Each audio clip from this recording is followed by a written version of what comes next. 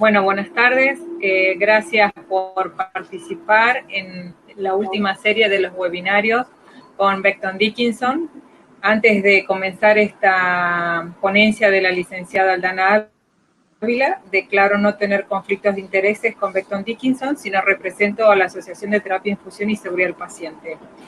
La licenciada Aldana Ávila es enfermera de la Universidad de Buenos Aires, con título de grado en la Universidad Austral, especialidad realizada en la misma universidad, maestría en Gestión de Servicios y Sistemas de Salud de la Universidad de Rosario, corte 2017, es instructora de RCP neonatal de la SAP, es instructora en simulación clínica, Universidad de Finis Terre de Chile, miembro del comité editorial de la revista Enfermería Neonatal de Fundasamín desde el año 2016 hasta la actualidad, directora del curso de neonatología del Sanatorio de la Trinidad Ramos Mejía y personal técnico del Ministerio de Salud de la Nación Argentina y supervisora de enfermería del Servicio de Neonatología del Sanatorio de la Trinidad Ramos Mejía. Trabaja actualmente en el Ministerio de Salud de la Nación y Sanatorio de la Trinidad Ramos Mejía. Así que, sin más preámbulos, vamos a dar la bienvenida a la licenciada Aldana Ávila para comenzar con su presentación. Bueno, muchas gracias. Les agradezco a ustedes, a TISPA, por esta posibilidad. Quiero agradecer también a BD por esta oportunidad también de poder acompañarlos y juntarnos hoy a hablar sobre las bombas inteligentes. Pongo la presentación. Bueno, el tema que nos trae hoy, que nos reúne, es hablar de la utilización de las bombas de jeringa inteligente como aliadas en la seguridad de neonatología. Dentro de esta presentación nos definimos 3 objetivos que igual podemos después salir y hablar sobre otros temas que estén relacionados, pero el primer objetivo es mencionar los beneficios del uso de las bombas de jeringa inteligentes en un servicio de neonatología, describir la implementación de la librería de fármacos, nombrar las estrategias para resolver las dificultades en el proceso de cambio. Y algo importante es que el uso de estas bombas inteligentes vienen a trabajar para disminuir o para mejorar la seguridad en el paciente. Siempre hay que recordar que las bombas no tienen cerebro propio, entonces tiene que haber un profesional que sepa manejarlas, que sepa programarlas para que puedan dar lo mejor de sí estas bombas. También nos planteamos describir la implementación de la librería porque todo esto lleva un trabajo en equipo y cada servicio puede diseñar una librería de drogas que se adecúen a las necesidades de los pacientes que tienen. Yo siempre digo que que la industria nos está dando una posibilidad única de poder escucharnos al equipo de salud y ver cuáles son las necesidades que tenemos, cómo mejorar la seguridad del paciente y dar respuesta a esto. Creación de software, estas bombas inteligentes que vienen a dar una respuesta a los errores en medicamentos, que también vamos a hablar un poquito más. Y también nombrar las estrategias para resolver las dificultades en el cambio, porque ustedes hasta piensen con el uso de la tecnología, como por ejemplo el uso de un teléfono celular. El celular vino a hacer de alguna manera nuestras vidas más fácil y seguramente les pasó lo mismo que a mí, no fue instantáneo, no fue algo que por ahí pasa con otras generaciones que lo tienen un poco más resuelto el tema del uso del celular. Uno se tuvo que entrenar, más de una vez le dio ganas de decir esto no me sirve para nada, o no responde a lo que necesito, o toco y se me activa otra pantalla.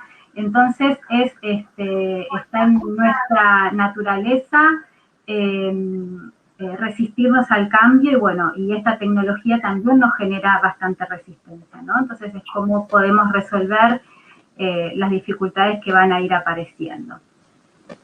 Dentro de los beneficios del uso de las bombas inteligentes encontramos lo que tiene que ver con la seguridad del paciente.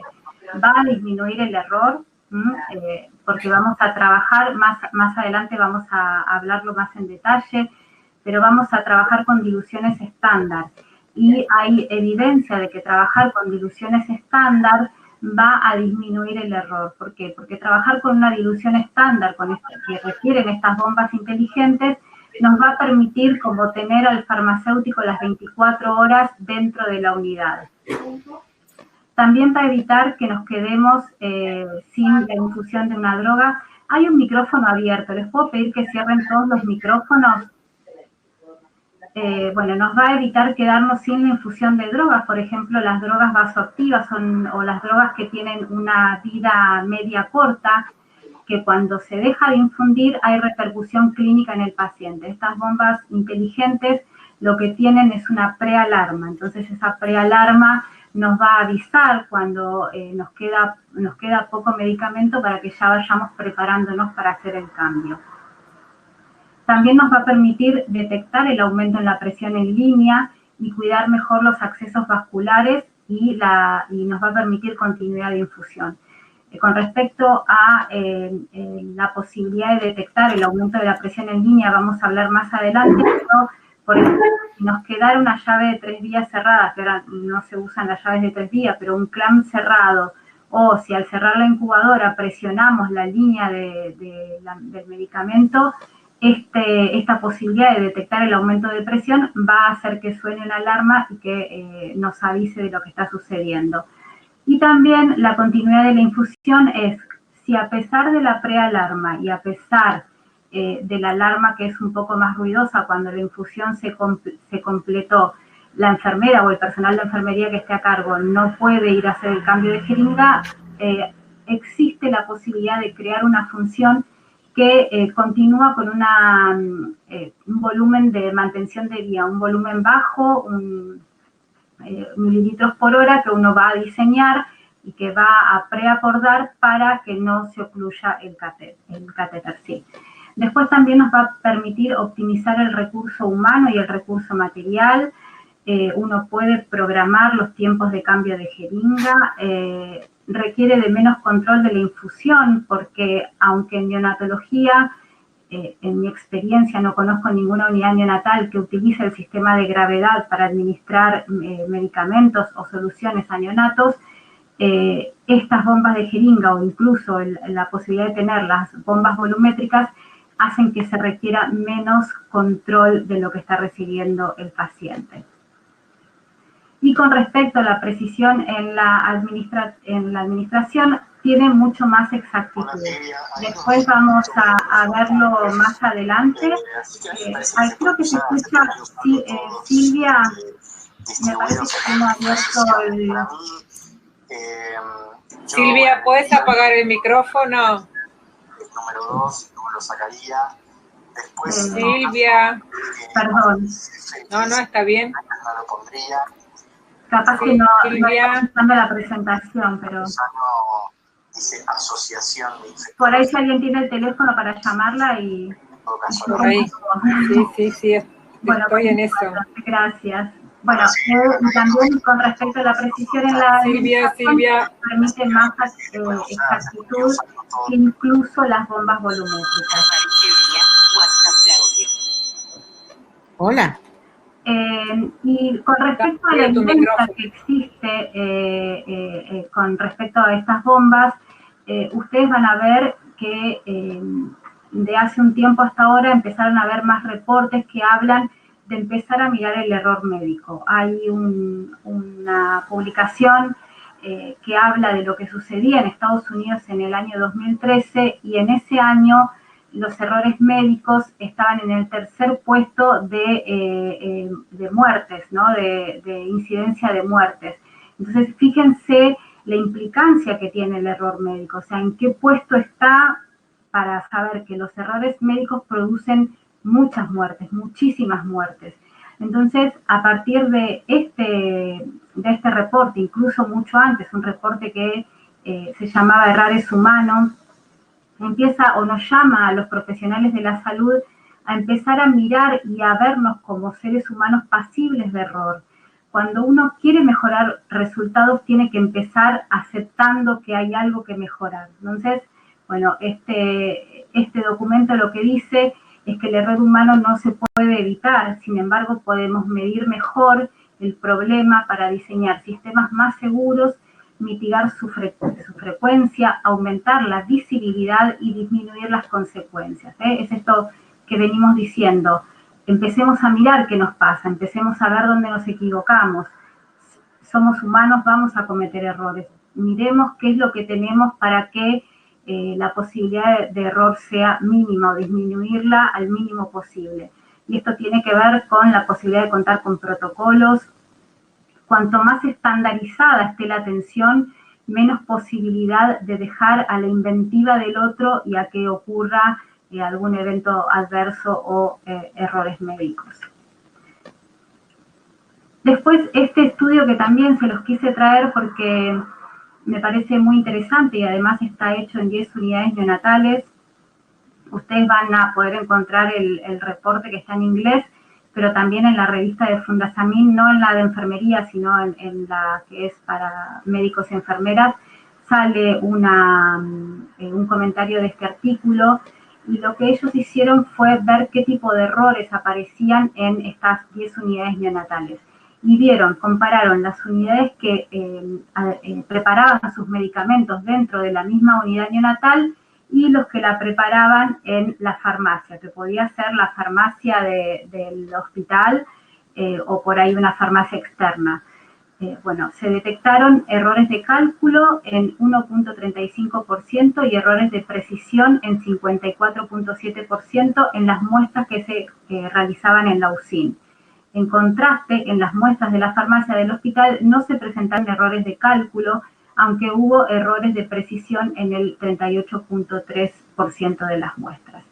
La conclusión es que mientras que los errores de cálculo pueden ser eliminados mediante protocolos basados en las concentraciones estándares de las drogas, los errores de precisión dependen de varias variables que afectan tanto a las UCIN como a los servicios de farmacia del hospital, porque este error se vio parecido en las dos instancias, en la farmacia o en la unidad neonatal.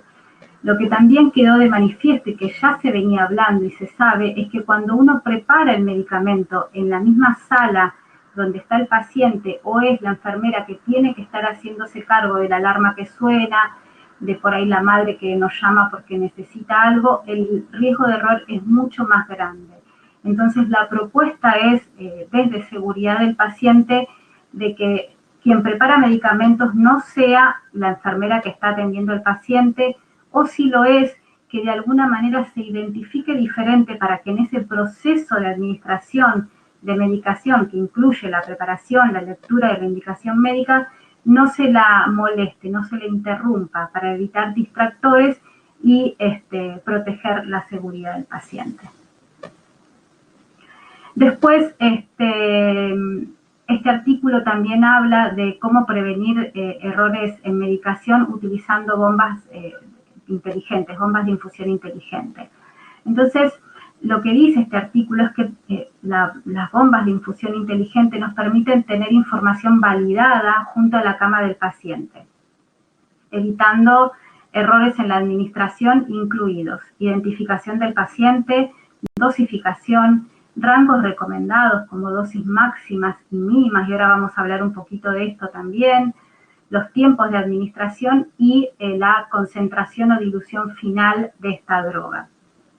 Es como tener un farmacéutico las 24 horas. ¿Por qué? Porque esta bomba inteligente va a tener cargada toda esa información que si no uno tiene que estar buscando en el Vademecum, interpretando, preguntando al médico si le vamos a dar la dilución más concentrada o menos concentrada, que eso también va a depender del tipo de paciente que tengamos. Si es un paciente que tiene un conducto arterioso permeable, vamos a restringirlo de líquido, entonces vamos a elegir una dilución un poco más concentrada. Si es algún paciente que tiene algún antecedente renal, al contrario, la vamos a dar un poco más diluida. Entonces, toda esta información puede estar disponible en la bomba de infusión. Entonces, cuando uno va a administrar solamente con seleccionar o ver el tipo de dilución que ya tenemos preparada, la información la vamos a tener cargada en la bomba, incluso el tiempo de infusión. Si lo recomendable es media hora, una hora,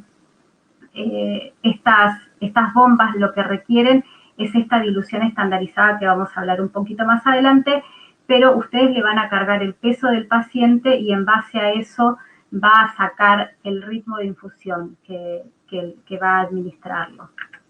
Ay, perdón, yo sigo dándole con la tecla del teclado.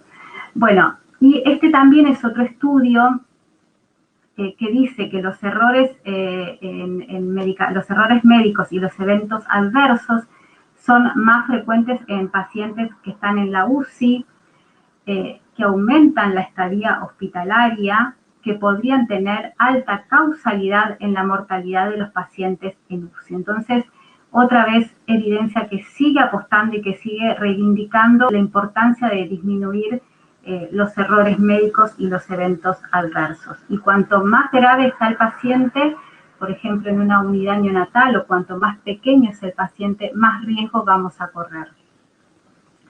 Este también es un artículo que salió sobre la prevalencia y el impacto económico de los errores médicos en el sistema de salud en Inglaterra.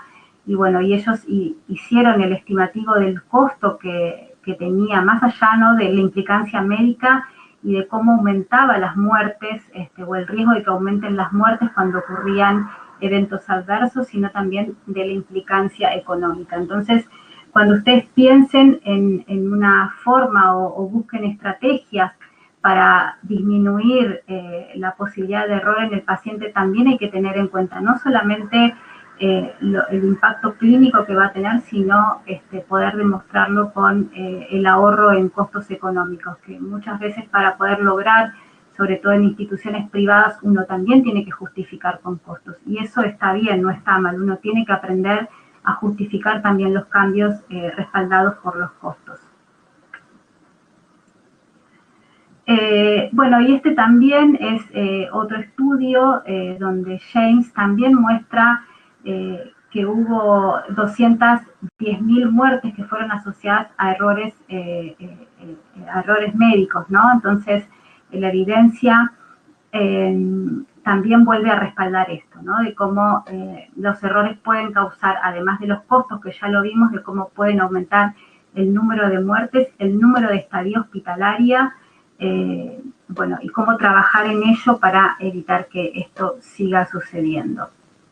Y esta diapositiva tiene que ver con, bueno, la evidencia científica sobre soluciones para reducir errores en la administración de medicamentos, y esto se hizo en un hospital español por un grupo de trabajo, Manrique Rodríguez, que publicaron varias cosas, entre ellas un estudio que tenía 17 meses de observación, donde ellos encontraron o pudieron interceptar 92 errores, 44 de ellos que fueron con medicamentos de alto riesgo.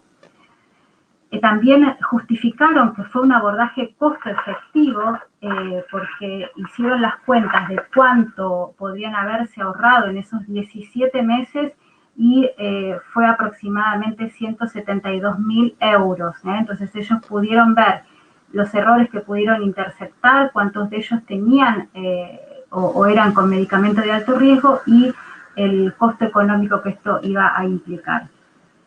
Ellos trabajaron bastante y fueron midiendo en todo lo que fue la implementación. Cuando uno habla de la utilización de bombas inteligentes y todo el cambio de paradigma en la forma de trabajo, tiene que pensar que está hablando de un proceso. Esto no es que yo mañana decido utilizar bombas inteligentes y me traen una bomba con una librería y ya está, sino que es todo un proceso de trabajo, donde parte de ese proceso es sentarse y charlar en equipo sobre cuáles van a ser los medicamentos, si vamos a ir por todo o si empezamos por una parte, y cuáles son las diluciones estándar que uno va a incluir, ¿no?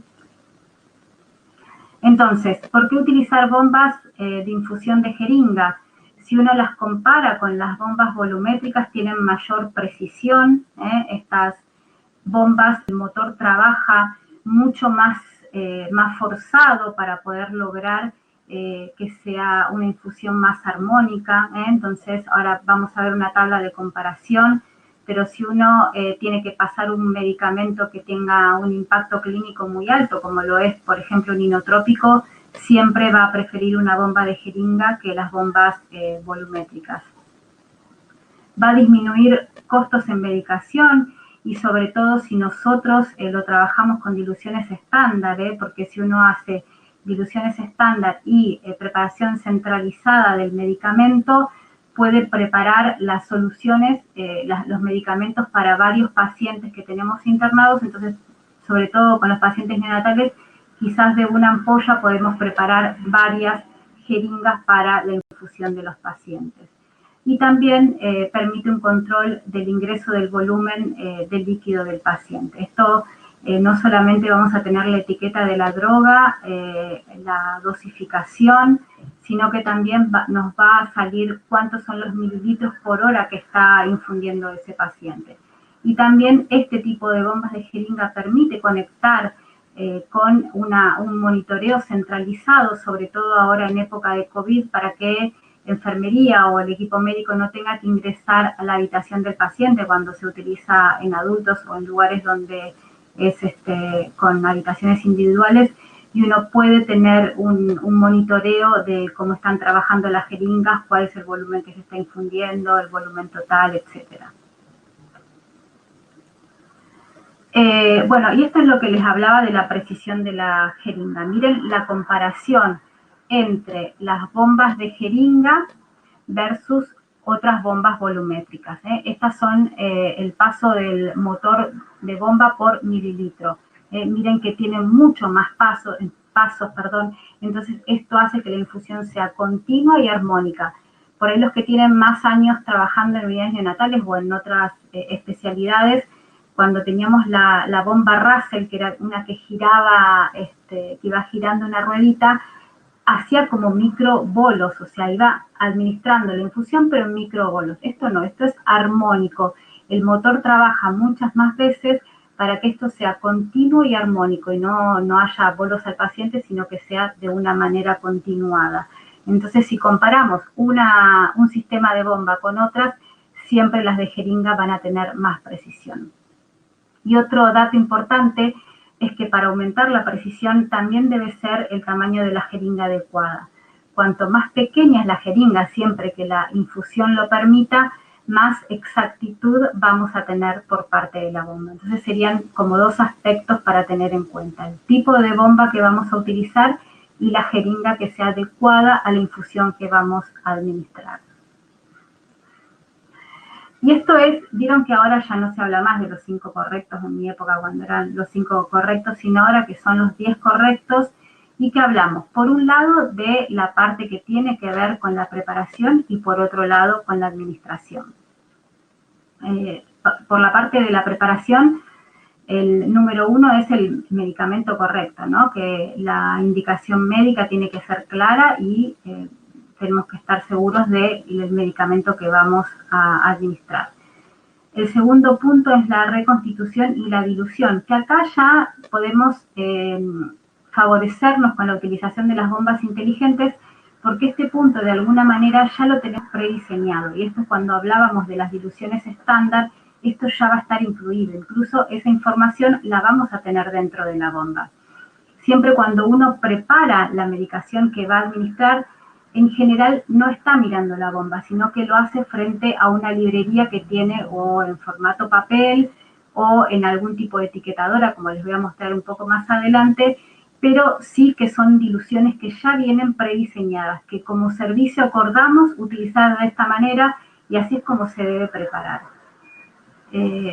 Por otro lado, la indicación y la dosis. También con respecto a la indicación y a la dosis, las bombas nos van a ayudar porque hay muchas bombas que también se unen con la historia clínica informatizada del paciente. Entonces, si cuando vamos a administrar y ponemos el lector, lee la etiqueta y no es una medicación que tenga indicado el paciente, esto nos va a saltar una alarma y de alguna manera nos va a hacer ver que no es parte de lo que tiene indicado.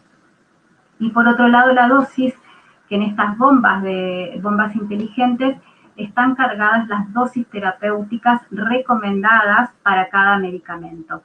Entonces, si nos indicaron una dosis por encima o una dosis subterapéutica, nos va a saltar una alarma que nos va a avisar. También vamos a hablar de esto, de los límites duros y los límites blandos, de cuando hay una medicación que se está pasando por debajo, por encima, la bomba nos va a alertar sobre esto y, bueno, nos va a ayudar a disminuir el error en este aspecto. La vía de administración, en esto también nos dan una mano porque vamos a ver más adelante con las fotos que vienen diferenciadas las bombas que son para medicación parenteral y las que son para alimentación enteral. Y bueno, y la hora de administración, eso es, lo tenemos que chequear nosotras, ¿no? Pero por ahí el que tiene historia clínica informatizada y la capacidad de poder conectar la bomba de infusión con la indicación médica, esto esté resuelto.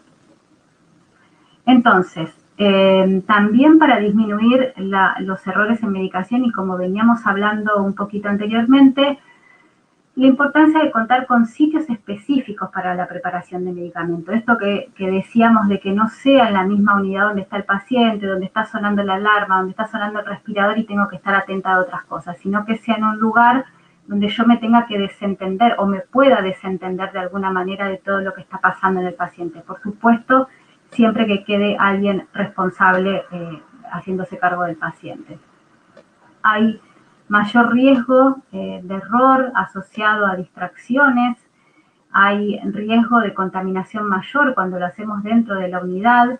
En este estudio que se hizo en España se habla de salas blancas, que son salas diseñadas para la preparación de medicamentos fáciles de lavar, que no tienen como mucho material, sino lo mínimo necesario para poder trabajar, mesas que son fáciles de limpiar, donde se disminuye la posibilidad de contaminación.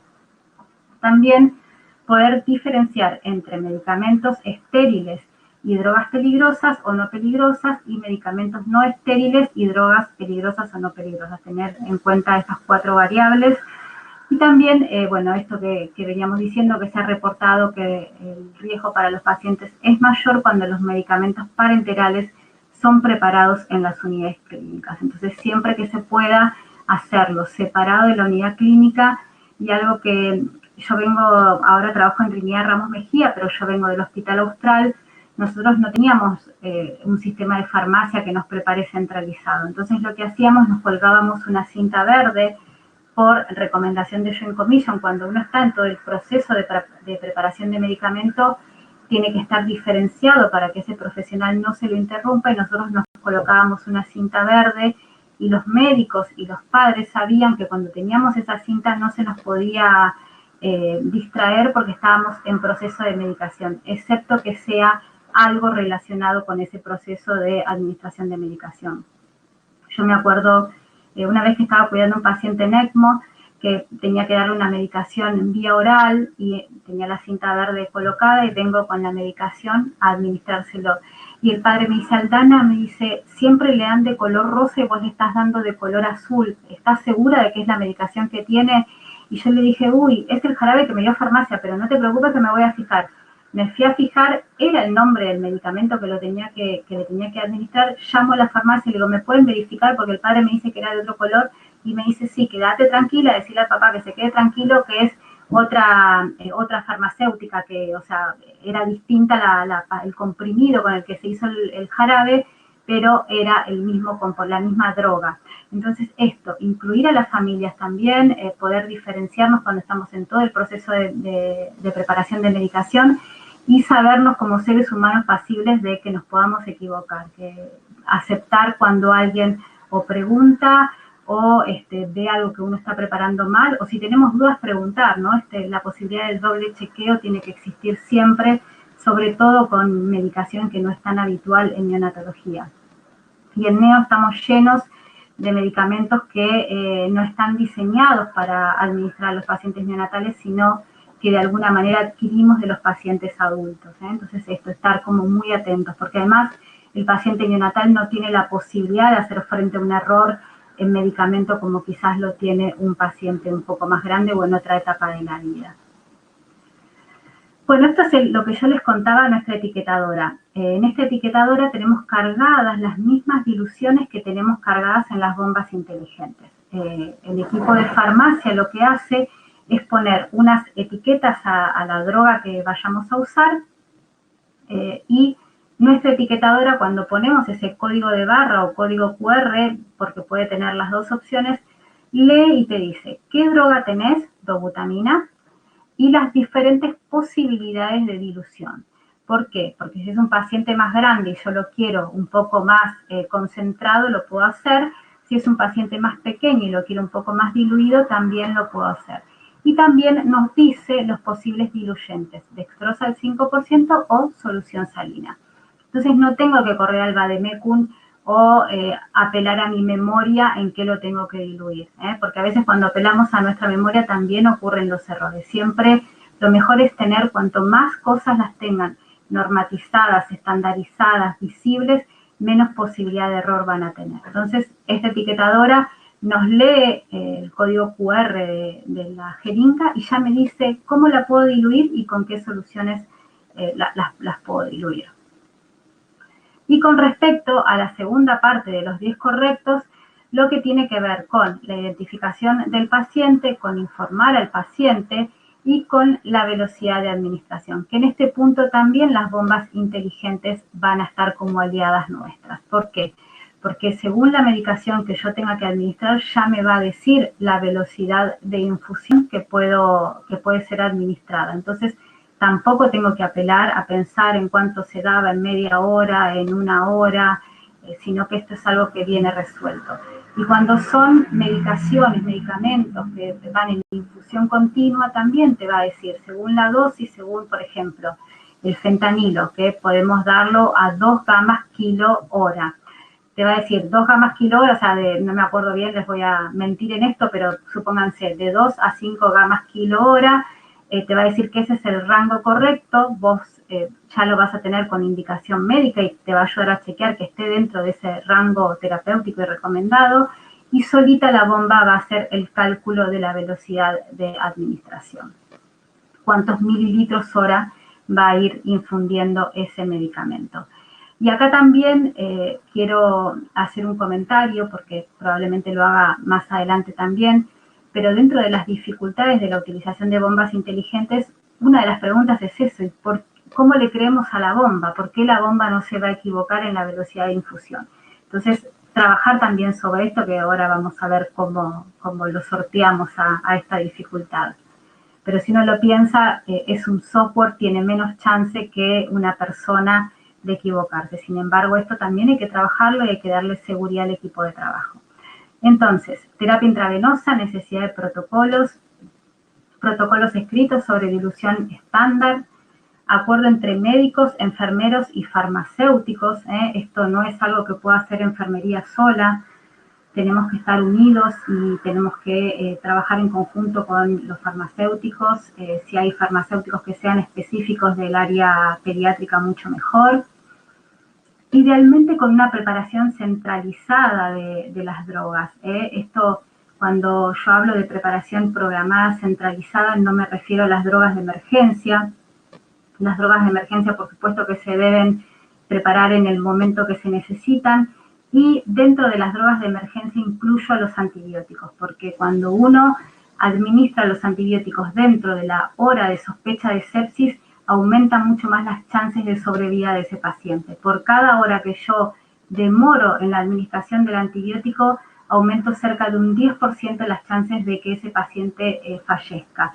Entonces, dentro de las drogas de emergencia como adrenalina, dopamina, cualquier otra droga que uno puede requerir administrar en la emergencia, también incluir el tratamiento del dolor y antibióticos. Después, que tiene que ser una política de la institución. No es que yo no confío en la bomba, no voy a administrar, lo voy a administrar a mi manera. Es como si uno tuviese un respirador de última generación, esos que podemos sincronizar y lo usemos como si fuese un Secris. O sea, si tenemos bombas con librería de drogas, tenemos que optimizar su funcionamiento. Entonces, no es que la persona que hace asistencial puede decidir cómo lo va a administrar. Esto es una política de la institución, es una política de este servicio y se tiene que hacer de esta manera, no es selectivo. Y esto también te da respaldo, porque en la escuela de enfermería nos enseñan yo preparo, yo administro. Y esto viene un poco a romper con esa idea, ¿no? De yo preparo, yo administro. Uno va a tener que administrar una infusión que preparó otra persona. Pero lo importante es que recordemos que es política de la institución, que esa medicación que preparó un colega va a tener la posibilidad de llegar a quien la preparó, o sea, va a tener una garantía de trazabilidad. Yo voy a saber quién lo preparó, cómo lo preparó, todo eso esos datos los voy a poder tener, y si ocurre algún evento adverso en el paciente, voy a poder saber si es que yo me equivoqué en la forma de administrar o si hubo un error de preparación previo. Entonces, esto le va a dar seguridad al equipo de trabajo de saber que va a estar administrando algo, que si ocurre algo vamos a poder verlo en conjunto qué es lo que sucedió. El etiquetado seguro, la información que tenga ese medicamento o esa jeringa que ya viene preparado desde el turno anterior o que fue con una preparación programada, tiene que ser letra legible. O sea, yo tengo que leer y saber que es dobutamina 12 miligramos en 12 mililitros de dextrosa al 5% y que fue preparado el martes 24 a las 11:30 de la mañana por fulanita de tal. Todo eso tiene que estar en la jeringa para que nosotros estemos seguros de lo que estamos administrando al paciente. También tiene que haber una evaluación de la estabilidad de fármacos. No todos los fármacos van a poder ser preparados en forma centralizados, muchos van a tener que prepararse en el momento de ser administrados porque no tienen estabilidad suficiente. También poder diseñar entre el equipo de trabajo los límites blandos y duros, esto que les contaba. Por ejemplo, un límite blando es cuando en vez de dar dopamina, no sé, 10 gamas kilo-minuto, el médico quiere dar 20 gamas kilo-minuto. La bomba le va a decir, estás sobrepasándote el límite recomendado de lo que es la dopamina. ¿Estás seguro? Si el límite es blando, uno pone sí y puede poner, no sé, 22 gamas kilo-minuto. Si ahora el límite es duro, te va a decir, usted está queriendo infundir dopamina a 60 gamas kilo-minuto. Eso no se lo puedo permitir. Y la bomba, eso se llama límite duro, no te va a permitir sobrepasarlo. Y también trabajar con objetivo volumen. Objetivo volumen nos da la posibilidad, creo que un poco ya lo nombramos antes, de que si, por ejemplo, hicimos la noradrenalina, la estamos administrando para 24 horas, le ponemos un objetivo volumen. O sea, mi objetivo es que en 24 horas pasen, supónganse, 50 mililitros. 10 minutos antes de llegar a esos 50 mililitros, la bomba te va a avisar que se está acercando al objetivo volumen o que se está quedando sin volumen.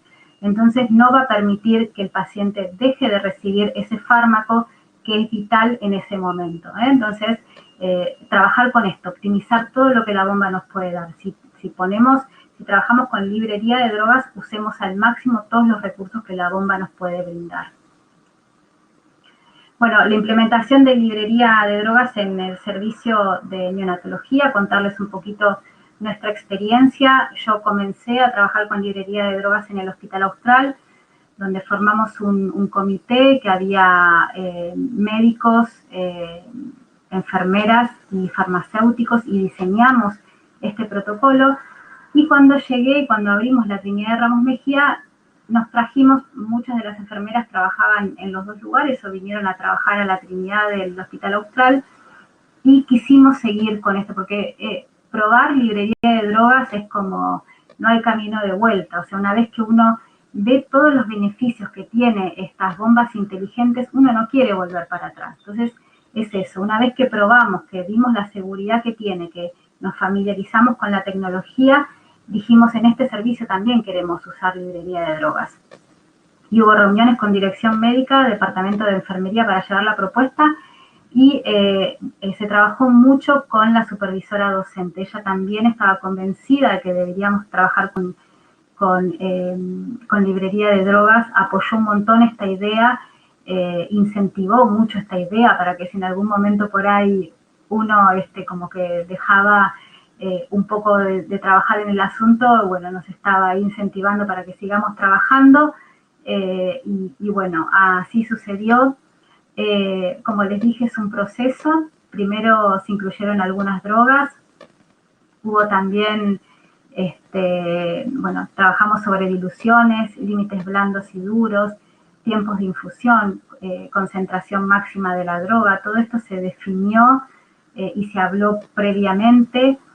También hubo una reunión con la industria, esto que yo les decía, aprovechemos que la industria nos escucha, la industria nos quiere dar una mano, o sea, les importa dar una mano para mejorar la seguridad del paciente. Ellos tienen los recursos para hacerlo. Nosotros sabemos lo que necesitamos y ellos tienen los recursos para darnos respuesta.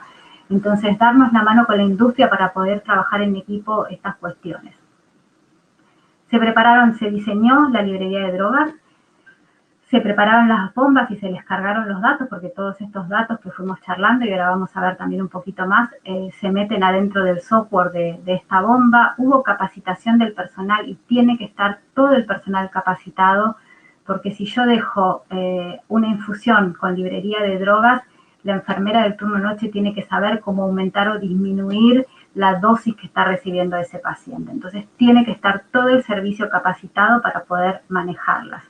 Y también, como les dije, este periodo de prueba, que hubo resistencia, que hubo drogas que no fueron preparados por el enfermero del paciente, y esto que nos cuestionaban, yo no lo preparé, yo no lo administro, ¿no? Y esto de trabajar, hubo que hacer un seguimiento bastante de cerca, ¿no? Porque había gente que era como muy resistente a esto y se tuvo que trabajar. Quédate tranquila, es una política de la institución, tenés el respaldo de la dirección médica. Si algo está mal en esa infusión, nadie va a ir, no es una política no punitiva, se va a trabajar sobre el error. Imagínense que nadie quiere que alguien se equivoque con el paciente, o sea, no vamos a poner en riesgo al paciente adrede, sino que lo que uno busca es disminuir las chances de error médico, de error en la administración de medicamentos. Pero sí, los que vayan a querer en algún momento tener o utilizar bombas inteligentes, vayan preparados para esto, para que va a haber resistencia a esto. Bueno, y esta es la tabla de la librería de drogas, así es como nosotros la diseñamos. Voy a volver a tomar la dobutamina, por ejemplo, miren acá, 50 en 50, que es lo mismo que 25 en 25, 12 en 12. Todo lo que es en la misma línea son equivalencias, es la misma concentración. Hacia abajo es más concentrado. Si uno ve acá hacia arriba o hacia abajo, puede ser más o menos concentrado. Y cada uno de ellos tiene al costadito cuál es la dosis terapéutica para los pacientes, la dosis terapéutica recomendada. Pero así es como más o menos se ve la librería de drogas.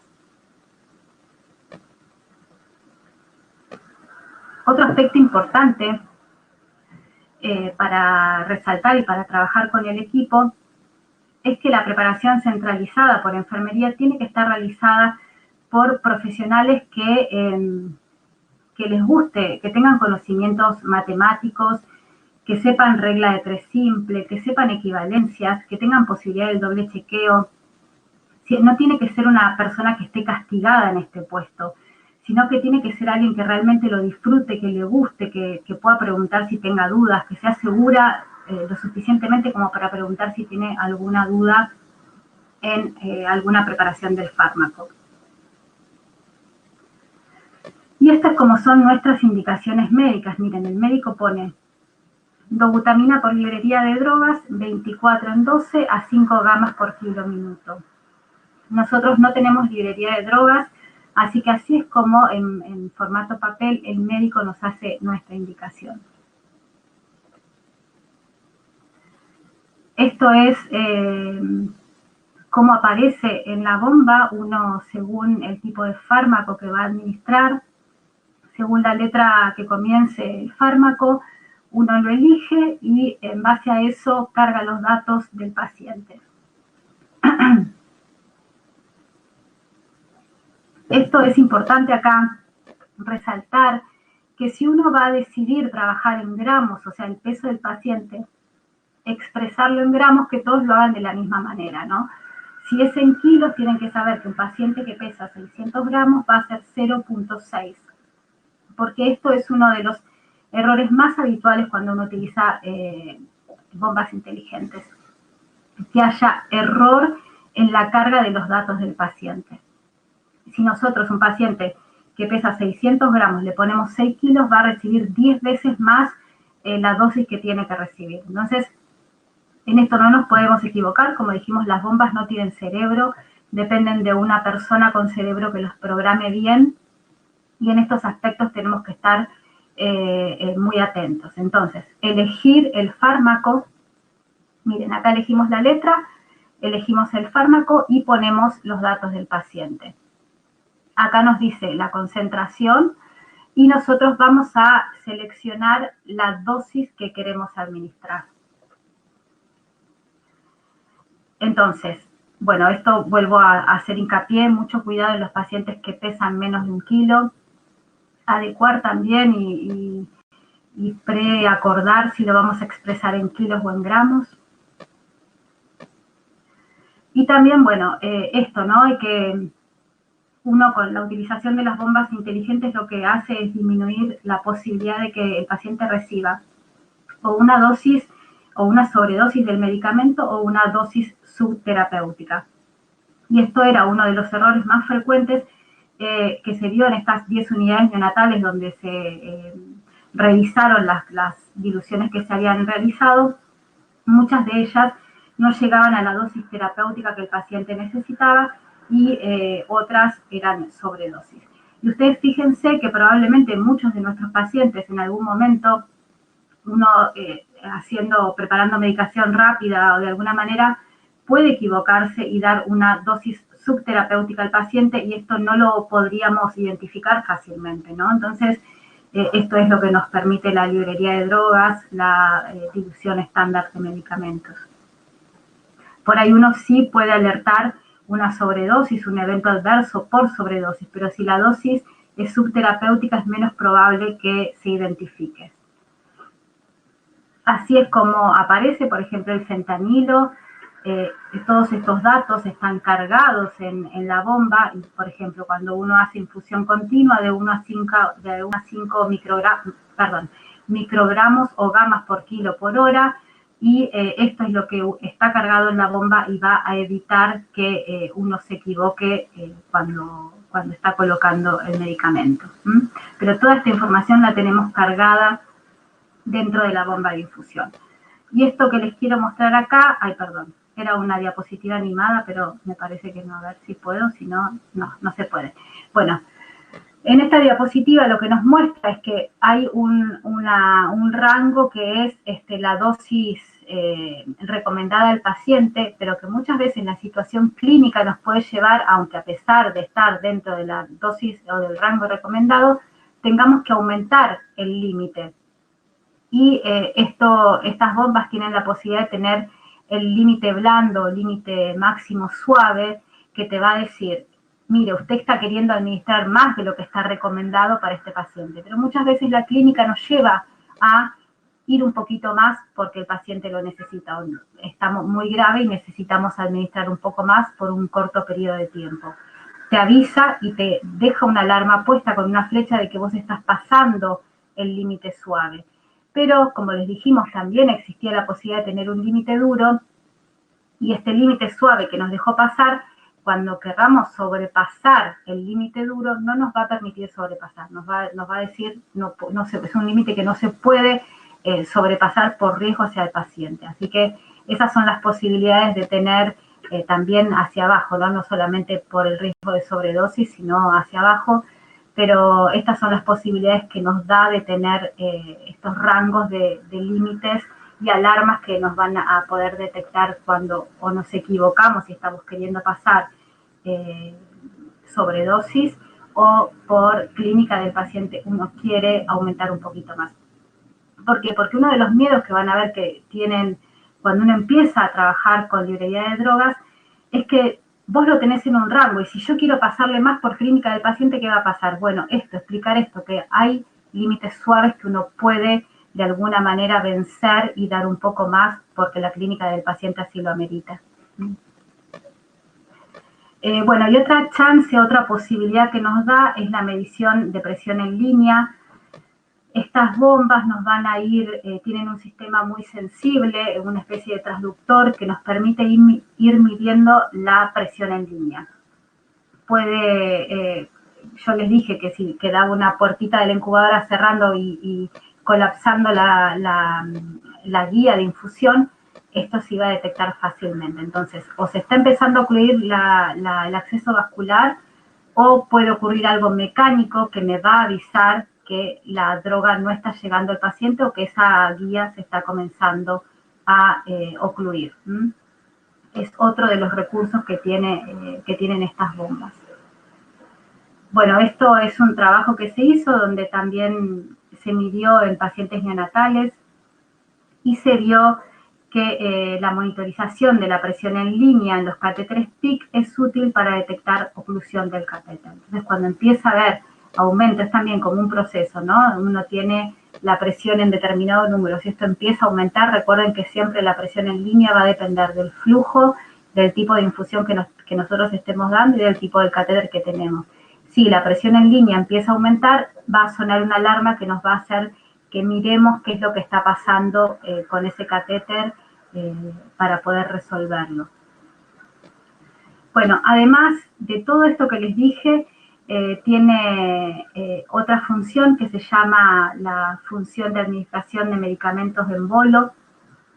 Esta función permite administrar drogas que vienen siendo administradas en infusión continua, programado con dosis y tiempo. O sea, si yo estoy infundiendo fentanilo y al paciente le van a hacer un procedimiento doloroso y quiero darle más fentanilo del que viene recibiendo, puedo programar, por ejemplo, como puse en el ejemplo abajo, darle 20 gamas en 15 minutos. Puede ser 20 gamas totales, 20 gamas por kilo, y puede ser en gamas, en mililitros, en miligramos, depende de cómo sea la forma de medir la dosis de ese medicamento que estamos utilizando. Y hay medicamentos como el fentanilo que uno no conviene darlo en bolo rápido, sino lo tiene que dar lento, y esta función es óptima para eso, porque me permite dar ese bolo para que el paciente esté preparado para el procedimiento doloroso, pero en 15 minutos, 20 minutos, para evitar los efectos adversos de la administración en bolo rápida. Y después de ese bolo va a continuar con el goteo que viene teniendo el paciente, o sea, con el fentanilo en el goteo que lo venía teniendo.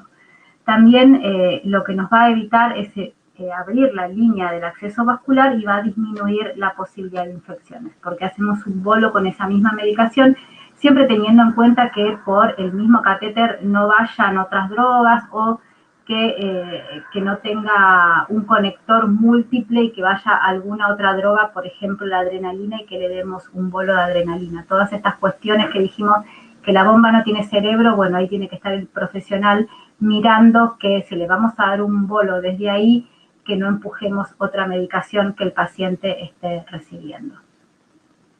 Y la función de goteo de mantenimiento, que es como que ya se las conté al inicio, que luego de cumplir con los mililitros o con los miligramos que deberíamos infundir, luego de sonar la prealarma y la alarma, si el personal de enfermería está ocupado y no pudo atender a esto, tiene o toma un goteo una infusión de mantenimiento para evitar que el acceso vascular se tape. Esto también tiene que estar pensado como equipo, porque, por ejemplo, si ustedes venían infundiendo un antibiótico que el volumen total era 2 mililitros y estaba pasando a 1 mililitro hora, si ese goteo de mantenimiento lo ponen a 3 mililitros horas, no sería coherente. Entonces, tiene que estar pensado cuál va a ser la velocidad de infusión de ese goteo de mantenimiento para evitar sobredosis del medicamento que estaba recibiendo.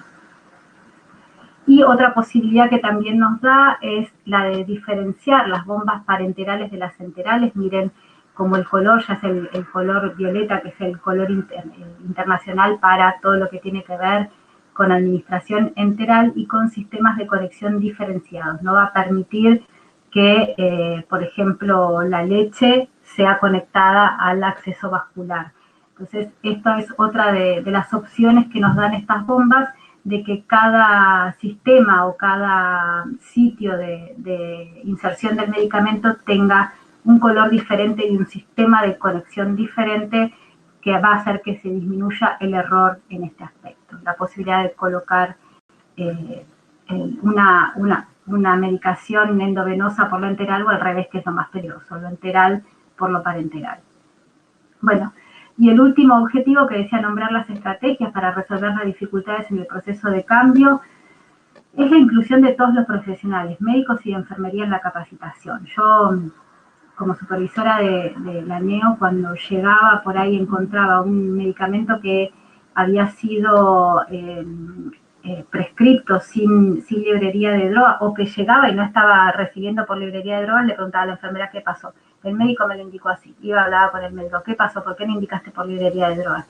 Y así era ese trabajito de medir, o sea, uno tiene, sobre todo al principio, todo el tiempo que ir midiendo lo que se está haciendo. Esto que en ese estudio español también nos hablaba de la adherencia, vieron que en ese estudio que hablaba de los 17 meses de observación, ellos habían visto 92% de adherencia. Bueno, es medir la adherencia todo el tiempo para poder trabajar si no hay adherencia suficiente y ver qué pasa, ¿no? Porque no es solamente mis ganas de usar librería de drogas, sino ver qué cosas necesita el equipo que se solucionen para poder trabajar con librería de drogas. Capacitar sobre cómo realizar chequeo de velocidad de infusión. Esto también, vieron que yo les dije, una de las cosas que se preguntaba era, ¿y cómo sabemos que la bomba no se equivoca? Bueno, entonces enseñarle a los profesionales a chequear el flujo de la bomba si corresponde con el flujo que uno le colocaría si lo hiciera manualmente. Lo cierto es que es improbable que la bomba se equivoque, pero sí el equipo tiene que tener la posibilidad de poder chequearlo. Compartir evidencia científica, todo esto que venimos hablando, errores médicos, bombas inteligentes para disminuir el error en la administración de medicamentos, la Organización Mundial de la Salud que habla de errores en medicamentos como uno de sus puntos y recomendaciones, poder escuchar la otra campana, escuchar miedos, dificultades y trabajar con ellos, darle la seguridad de que vamos a estar respaldando al equipo de enfermería y al equipo médico y que esto, como les dije anteriormente, cuando se decide es una decisión institucional, una decisión del servicio de la institución, que todos van a estar respaldados y que tampoco va a haber elección de hago uno o hago otro. O sea, como servicio decidimos trabajar de esta manera y incluir a todos y escuchar a todos. El que no esté de acuerdo en trabajar con bombas inteligentes también poder escuchar cuáles son sus miedos, porque seguramente es algo que se puede resolver. Bueno, transmitir seguridad y política no punitiva, revisar las indicaciones médicas y programación de bombas y solicitar reporte cuando se utilizan fuera de la normativa, ¿no? Esto, cuando se utilizó fuera de la normativa, me hacen un reporte de incidente, pero no para retarte, sino para poder leer qué es lo que pasó y por qué no se está usando con la librería como habíamos quedado, ¿no? Para mejorar este trabajo en equipo. Bueno, un poco la bibliografía, que después creo que va a quedar la presentación, y nada más. Muchas gracias. Muchísimas gracias, Aldi. La verdad que excelente tu presentación. Hay varias preguntas acá desde el auditorio. Así que, bueno, a ver, una que me parece que es súper importante es, en milímetros, no en bares. Dice, mencione qué presión considera configurar en pacientes neonato, paciente pediátrico y adulto. Bueno, qué pregunta. Hay recomendaciones al respecto, la verdad que tienen que ver mucho con el flujo y yo no puedo hacer una recomendación, la verdad es que en mi experiencia no tengo para responder ahora esa pregunta. La pregunta es, ¿estas bombas sirven para administrar citostáticos? Sí, nosotros en NEO no utilizamos citostáticos, pero tengo entendido que sí, que incluso cuando se diseñan estas bombas, fueron diseñadas para la administración de citostáticos por la seguridad y la eficiencia que tienen, por la exactitud que tienen. Pregunta también que está buena es, ¿cada cuánto usted cambiaría o cambia las jeringas si pasa inotrópicos? ¿Y cada cuánto cambia si pasa antibiótico-terapia? Bueno, esa pregunta también es interesante y va a depender también de la estabilidad de cada medicamento. Cada medicamento tiene una estabilidad diferente, hay algunos que se pueden administrar por 24 horas y la jeringa se cambia cada 24 horas. Por ejemplo, los inotrópicos, cuanto menos cambio hagamos, vamos a exponer menos al paciente de la interrupción del cambio, aunque uno tiene formas de poder hacer con doble bomba. Hay un sistema que permite que a estas bombas inteligentes, cuando uno usa librería de drogas, que se conecten entre ellas y cuando uno ya por la infusión con la misma dilución que la de abajo, cuando se termina una, se activa automáticamente la infusión nueva. Pero eso, bueno, depende de la estabilidad de drogas. La de antibióticos es administro antibióticos y tiro la jeringa, o sea, no dura la jeringa. Si la pregunta, o sea, la jeringa no la puedo volver a usar. Si la pregunta es si puedo preparar antibióticos centralizados, por ejemplo, ya dejarlos todos en jeringuitas, si la estabilidad del antibiótico lo acepta, sí, uno lo deja en la jeringa ya preparado para, no sé, es un medicamento que se da cada 8 horas, lo voy a dar 3 veces en el día y dejo las 3 jeringas preparadas.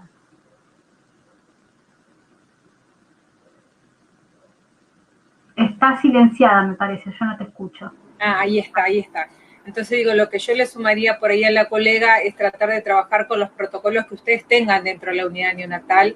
Si bien uno administra antibiótico dentro de la unidad neonatal, bueno, uno, digamos, dice, bueno, cambiamos la jeringa y cambiamos el prolongador, siempre y cuando haya compatibilidad de las drogas que uno va a infundir, ¿no? Si vos tenés un protocolo que dice cambiar la tubuladura cada 24 horas, se cambiará cada 24 horas, se cambiará cada 96 horas, cada 7 días. Pero creo que la unidad neonatal es el área más mimada de todo el hospital, entonces siempre tratamos de trabajar conjuntamente con las áreas de la neo. Otra pregunta que está muy buena, creo que me la anoté por acá, dice, si usted puede contar su experiencia con las bombas inteligentes y la libreta de fármacos. Sí, bueno, un poco esto que les conté, yo formé parte de cuando se diseñó la librería de drogas, y eso para enfermería es fundamental porque uno sabe, por ejemplo, la dilución preferible o según las diluciones que uno puede llegar a tener o la infusión que va a tener el paciente, cuáles son por ahí las diluciones más habituales.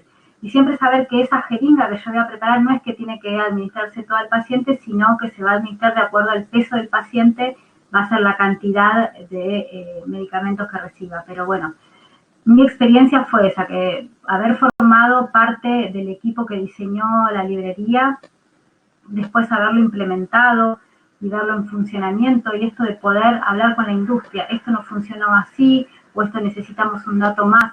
O sea, todo el tiempo poder hablar, sobre todo en esta primera instancia, con la industria para mejorar. No es que uno utiliza una librería de drogas y esa va a quedar estanca para siempre, sino que uno la va a poder ir mejorando a medida que vamos andando, a medida que vamos viendo las dificultades o que no se ajusta o que necesitamos una dosis más o una dilución extra, poder ir ajustándolo y trabajando en eso. Pero para mí fue fantástico. La verdad que una gran experiencia.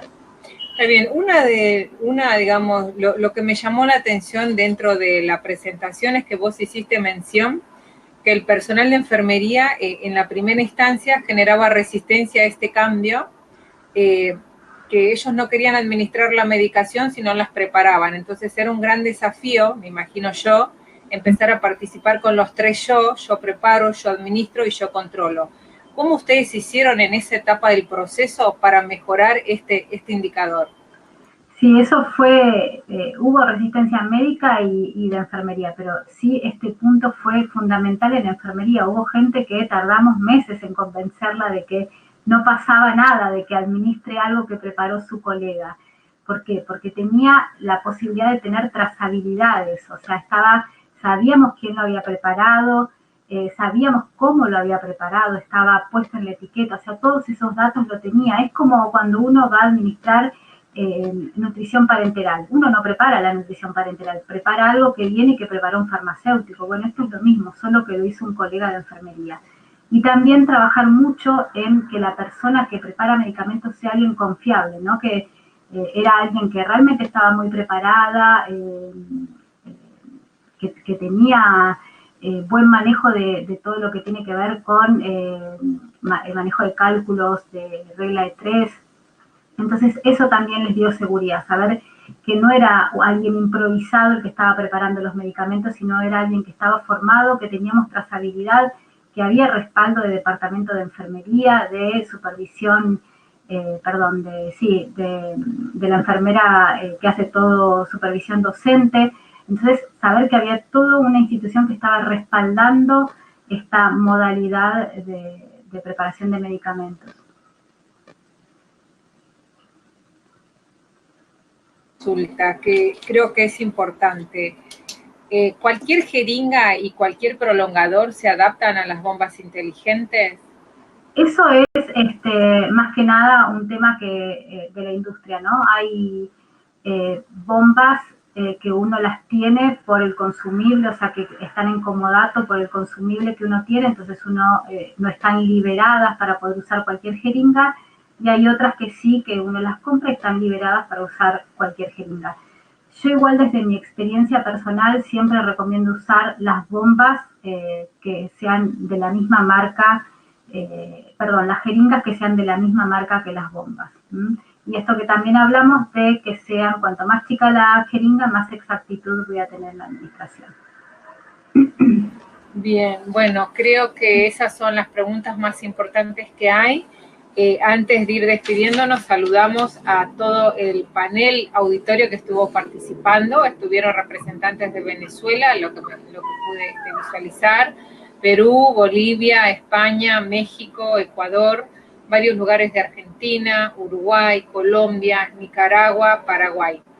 Creo que las bombas inteligentes es un tópico muy importante, ¿no? Para todo lo que es el sistema de salud, trabajar en procesos y bueno, y trabajar en las buenas prácticas. Así que consideramos que la disertación de hoy es muy importante para todo el equipo de salud, como para ir trabajando también un poquito en esto y hacer un cambio cultural. En este momento de decir, bueno, mira, yo no la preparé, la voy a administrar. Bueno, empezar a cambiar eso, creo, y trabajar en equipo sería bueno. No sé si querés dejar algunas palabras antes de despedirnos. Sí, que también, además, el error existe, muchas veces es difícil anularlo a cero, o sea, quedar en cero con el error, pero creo que cuando uno trabaja en todo lo que tiene que ver con las posibilidades de disminuir el error, como incorporar el uso de las bombas inteligentes, y yo hice todo lo posible para tener controlada la posibilidad de error, y a pesar de eso me equivoco, la sensación es una, pero cuando yo vengo con algo y digo, esto puede pasar, uno se puede equivocar, y me equivoco, creo que la sensación es otra, es como cuando uno no aprueba un examen. Si vos no aprobaste, pero diste todo de vos, estudiaste, pusiste todas tus herramientas sobre la mesa, te vas con paz a cuando uno se presenta sin haber estudiado. Creo que un poco es eso, ¿no?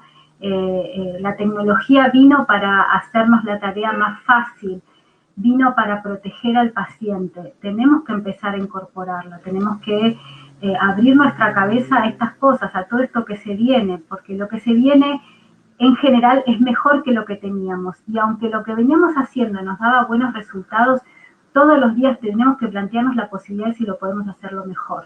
Y bueno, me parece que este es un poco el mensaje de las bombas inteligentes, que puede parecer como algo o de otro planeta o muy alejado, depende de cada unidad, pero uno tiene que empezar a buscar la posibilidad de ir cambiando y ir teniendo esta tecnología. Creo que nuestros pacientes neonatales se lo merecen, bueno, los adultos también, pero uno siempre tiene el corazón en neo, que tienen menos...